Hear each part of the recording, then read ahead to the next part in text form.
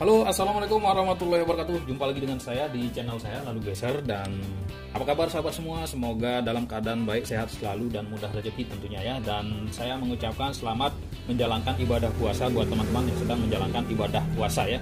Dan seperti biasa, seperti yang kita lihat di depan kita ini sekarang kita akan merakit mesin RE King ya. Jadi ini adalah gearboxnya dan sekarang kita akan rakit. Dan gearbox RE King itu sifatnya ini udah terkunci ya, jadi tidak ada yang lepas-lepas, jadi beda dengan Honda ya. Nah ini mesin, maksud saya gearbox RE King ini sekarang kita akan rakit ya. Caranya itu seperti ini. Pastikan dulu ini gear belakangnya, ini yang gear rantai ya, dan ini yang di bagian depan. Oke, sekarang kita pasang saja begini ya. Nah setelah kita sejajarkan seperti ini, lalu kita rakit, kita pasang pada kedudukannya ya. Oke, dan setelah terpasang begini, sekarang kita pasang ini stupnya ya. Dan di sini ada tiga stud ya. Dan ini posisinya di sebelah mana? Nah ini yang paling kecil itu di sebelah sini ya. Oke, saya atur kamera dulu ya. Nah yang paling kecil di sebelah sini, kemudian ini yang dua ini di bagian belakang, tetapi ini ada perbedaan ya, ada perbedaan. Nah, mana yang di atas, mana yang di bawah ya. Nah, kita lihat di sini. Nah, ini ada yang lebih lebar dan ada yang lebih sempit ya. Nah, ini bisa kelihatan kan. Nah, yang lebih lebar ini posisinya di bawah sana, sedangkan yang lebih sempit ini posisinya di atas. Jadi jangan salah ya, jangan sampai kebalik. Dan sekarang kita pasang saja ya. Kita pasang dulu. Nah ini pennya yang pendek ini berada di paling depan ya. Ini posisi bagian depan ya. Kita pasang aja dulu. Nah, oke, setelah terpasang begini, nanti pennya belakangan ya. Setelah yang ini dipasang, baru kita kancing pakai pen.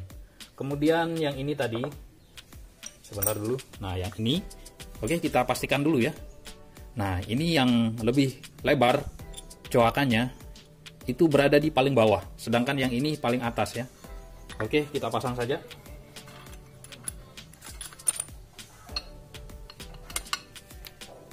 Kemudian ini di paling atas ya. Nah ini pasangnya nanti setelah ini terpasang. Oke, sekarang kita pasang dulu ya. Kita pasang. Nah setelah kita pasang begini, lalu kita paskan knocknya yang ini ya. Kita pasang knocknya yang ini pada kedudukannya. Caranya kita angkat sedikit. Nah ini sudah terpasang yang bawah ya. Yang depan juga ya kita angkat sedikit. Ya sudah terpasang. Lalu kita pasang pen yang bagian depan ya. Pen bagian depan. Kemudian yang nih belakang ya. Kita pasang dulu ini. Kita pasang dulu, kita paskan ya. Nah ini sudah pas, baru kita pasang pennya. Oke.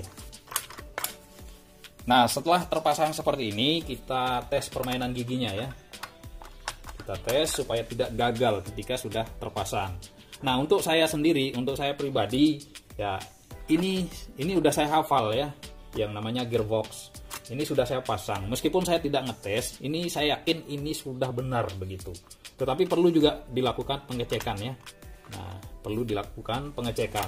Nah, misal buat teman-teman yang bingung atau tidak yakin dengan hasil kinerjanya pada saat melakukan pemasangan gearbox seperti ini, bisa kita melakukan pengetesan ya. Pengetesan apakah giginya sudah sesuai atau tidak. Jadi caranya seperti ini. Caranya seperti ini, kita pasang dulu rengkes kanannya ya, kita satukan dulu. Oke, kita pukul-pukul sampai bisa ke bawah ya. Ya ini simulasi saja, misal buat teman-teman yang oh benar nggak giginya gitu, apa sudah sesuai atau belum. Nah baru kita pasang ini.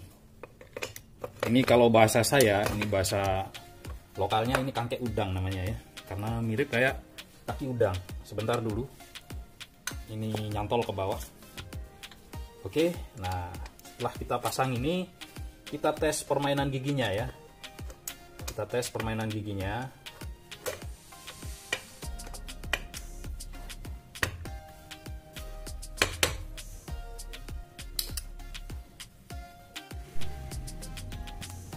Oke, biar jelas saya atur kamera dulu ya.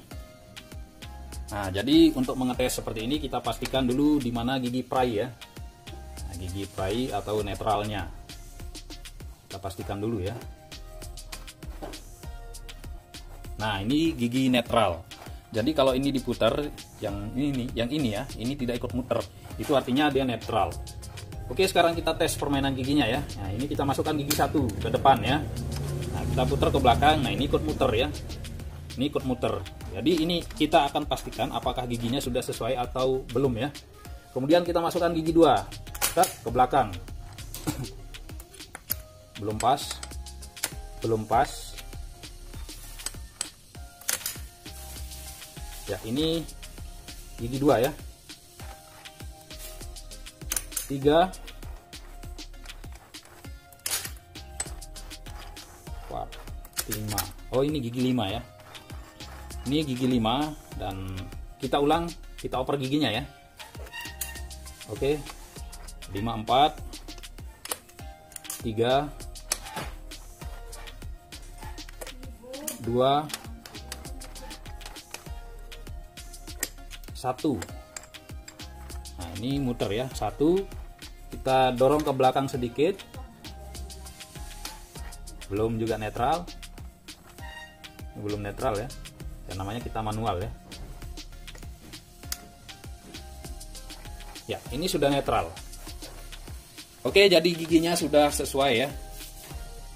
Jadi sampai di sini semoga teman-teman bisa memahaminya ya. Dan sekarang kita akan melakukan pengeliman pada mesin ini, dan yang akan saya gunakan di sini adalah nih tribon yang high temperatur ya. Ini yang high temperatur, karena untuk yang high temperatur itu bagus, dia elastis. Jadi beda dengan tribon biasa. Kalau tribon biasa itu biasanya setelah kering dia akan mengeras dan terjadi biasanya retak ya. Nah, dari retakannya itu makanya rembes oli biasanya kalau menggunakan tribon biasa. Jadi bagusnya yang harus pakai yang tribon high temperatur ya. Ini sama dengan ini. Ini dengan yang red apa ya, gasket yang istilahnya lem merah ya. Kalau kita itu lem merah, ini warnanya merah, ini warnanya merah, makanya saya tidak menggunakan untuk merakit crankcase. Tetapi bagus juga, ini sama dengan yang ini. Ini kalau panas atau kalau sudah kering tidak mengeras ya, jadi beda dengan tribon biasa. Oke, sekarang kita akan buka dulu baru kita melakukan pengeliman. Jadi sekali lagi saya jelaskan ya, ini lem tribon yang high temperatur dan yang ini yang biasa. Jadi ini yang paling banyak di pasaran ya, tetapi untuk mengelem crankcase ini lebih bagus. Ini yang high temperatur, ini lebih bagus soalnya ketika dia sudah kering dia masih elastis. Jadi beda sama yang kayak gini nih. Kalau yang ini setelah kering dia akan mengeras. Nah, saya ulangi lagi ya, dan ini contoh gasket atau lem packing yang bagus juga. Hanya karena warnanya merah makanya saya tidak menggunakan yang ini. Tetapi sebenarnya ini tidak masalah juga ya, karena posisinya di tengah. Posisinya di tengah crankcase. Cuma mumpung ada yang ini ya, kalau memang ini tidak ada ya saya pakai yang ini. Oke, sekarang kita buka saja dan sekarang kita akan lakukan pengeliman pada crankcase-nya ya. Kita buka ulang. Oke, kita lanjut ya. Jadi sebelum kita satukan, untuk crankcase kanannya kita lakukan dulu pengeliman tipis-tipis ya. Ini sebagai dasar saja. Baru nanti yang ini kita pakaikan lem begini. Dan kalau yang sebelah kanan kita lem tipis-tipis dulu ya, hanya sebagai dasar saja. Jangan tebal ya. Supaya nanti ketika ketemu dengan sesama lem ini langsung melekat ya. Oke, crankcase kanannya sudah dilem tipis ya, dan sekarang kita akan lakukan pengeliman di sini ya. Kita mulai dari sini.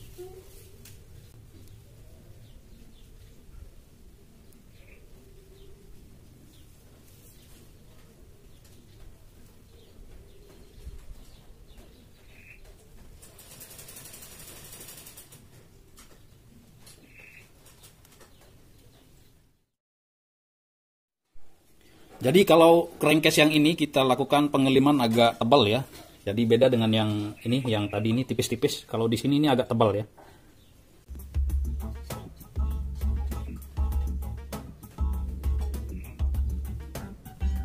Oke, kita ratakan dulu ya.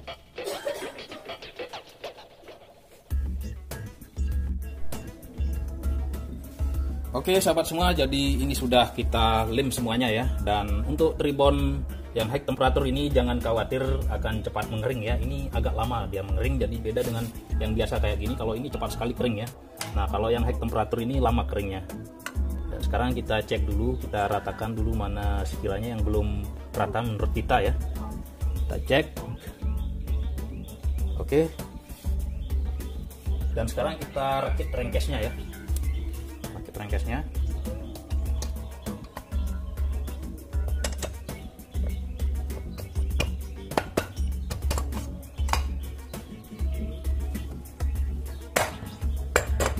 Oke, lalu kita pasang bautnya. Kita putar dulu. Kita pasang bautnya ya. Oke, kita lanjut ya. Kita pasang dulu stopper yang ini ya.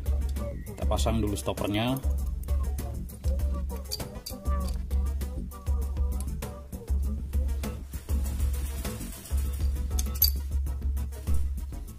Oke, setelah dikencangkan bautnya, kita pasang pirnya ya, dan kita kaitkan ke sini.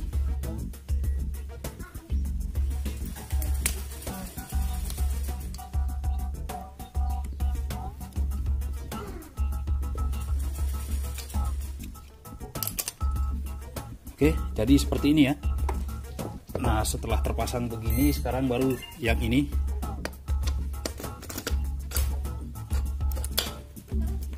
Setelah terpasang ini, kita pasang lagi bosnya. Bos yang ini kita pasang dulu. Oke, setelah terpasang yang itu, selanjutnya di sini ada ring kecil ya. Ring kecil ada di sini.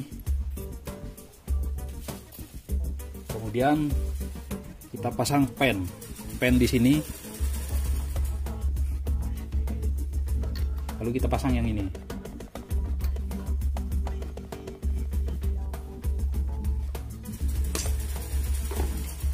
Ini belum pas, kita ulang saja. Oke, lanjut kita pasang. Nah seperti ini, kemudian kita baut. Oke, sebelum dibaut ini dulu ya. Ini posisinya di sini.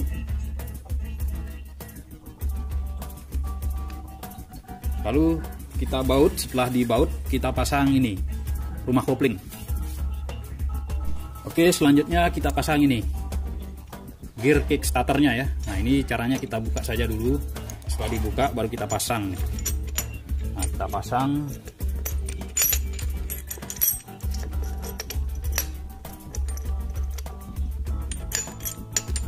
Oke, setelah terpasang begini baru kita pasang yang ini ya. Ini itu masukkan nih, ujung pirnya ini ada lubang di dalam, itu harus masuk ya. Lalu ini. Nah, ini ada rumah pirnya itu, rumah cantolan pirnya itu harus pas di sana. Baru kita putar ya. Kita kaitkan di sini. Oke, jadi ini sudah terpasang ya. Dan sekarang kita akan rakit rumah koplingnya. Rumah kopling itu ada ring dulu ya, ada ring. Nah ini dia ada ringnya seperti ini yang lebih kecil di dalam ya, ini di dalam posisinya. Baru kita pasang rumah koplingnya. Nah ini rumah kopling, ini ada bosnya ya. Ntar dulu kita gabungkan saja langsung di sini ya. Nah ada bosnya, baru kita masukkan. Nah setelah kita masukkan seperti ini, kita pasang nih ringnya ya. Kita pasang ringnya lagi. Sebentar dulu, ada yang kotor nih. Nah setelah kita pasang ringnya,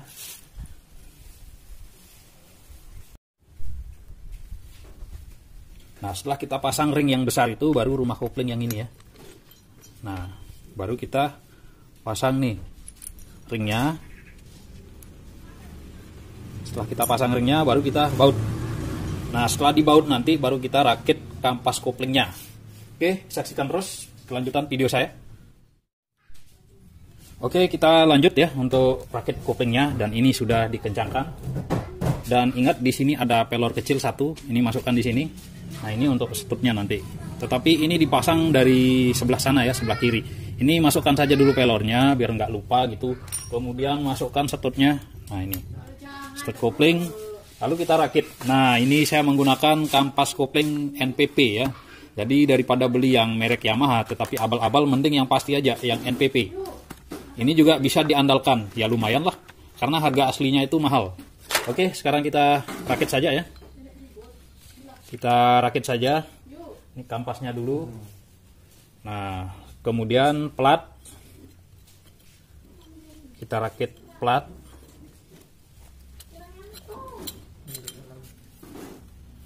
Kampas lagi.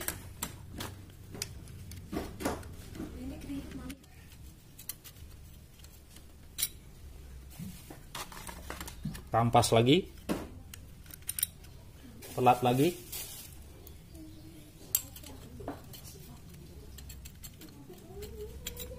Kampas lagi.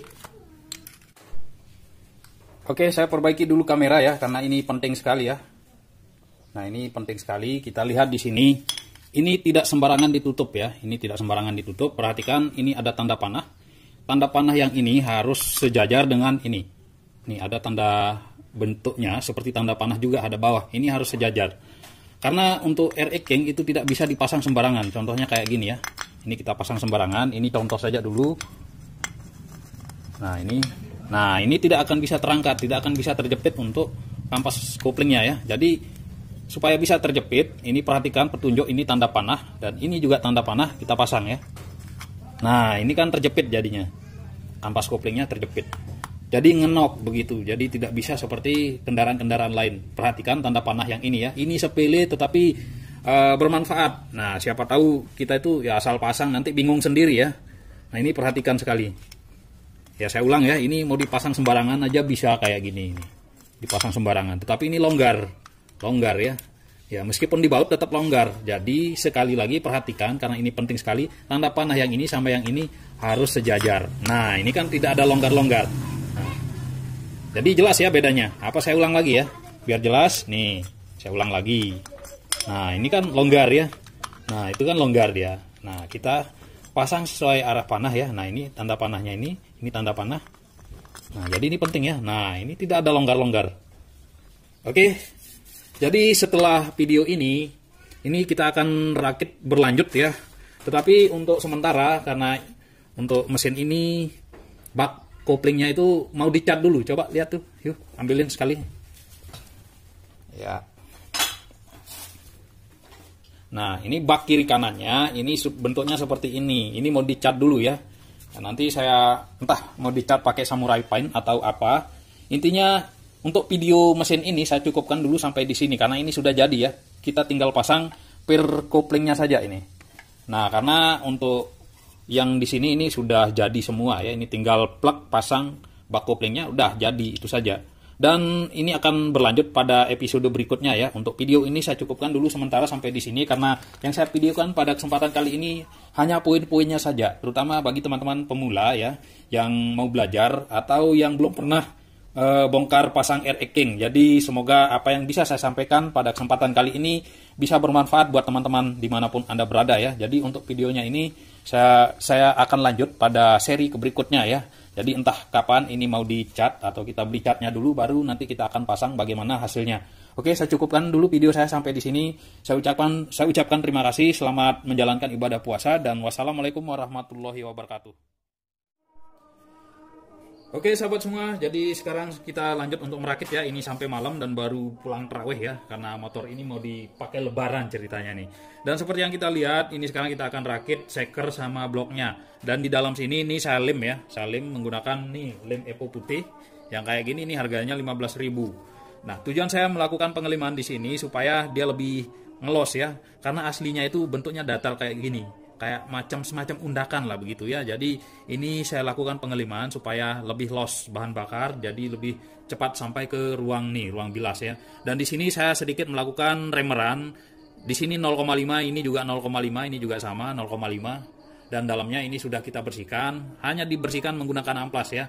Dan karena tidak ada permintaan untuk dibuat racing-racingan, jadi ini kita biarkan standar ya. Dan untuk lubang-lubangnya ini kita sudah bersihkan ya, kita sudah amplas semuanya dan sudah bersih. Jadi untuk lubangnya yang ini meskipun sedikit ya isinya untuk oli 2 atau 2 tak itu, tetapi ilmunya itu paling banyak di sini nih, sumber ilmunya di sini. Ini jangan sembarangan main sosor untuk melakukan remer-remeran ya. Jadi ada perhitungan, ada arahnya tersendiri untuk melakukan remeran kalau untuk oli 2 ya. Jadi gampang-gampang susah kalau untuk 2 tak. Dan sekarang kita akan rakit nih pistonnya. Dan sebelumnya kita pasang dulu perpaknya ya.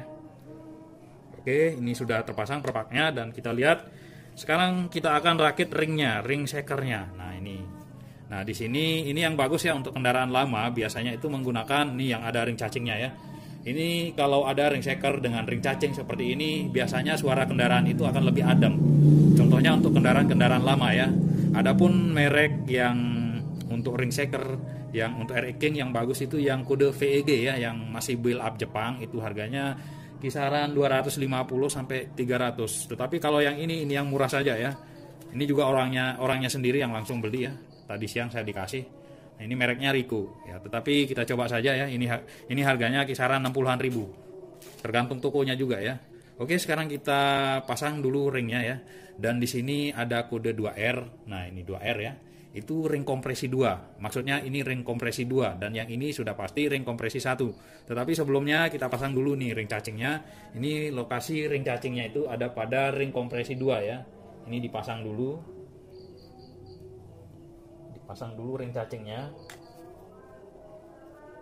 Oke, setelah terpasang baru ring kompresi 2. Sebentar dulu kita atur ya. Kita pastikan posisi ujungnya ada pada knock. Karena ini punya knock ya. Nah, di sini semacam titik timbul sedikit saja. Oke, sekarang kita pasang nih yang 2R ya. Mana dia ini? Oh ya ini. Kode 2R. Jadi pemasangan ring shaker untuk oli 2 itu tidak serumit ring oli 1 ya. Maksud saya ring tidak serumit mesin oli 1 atau 4 tak begitu.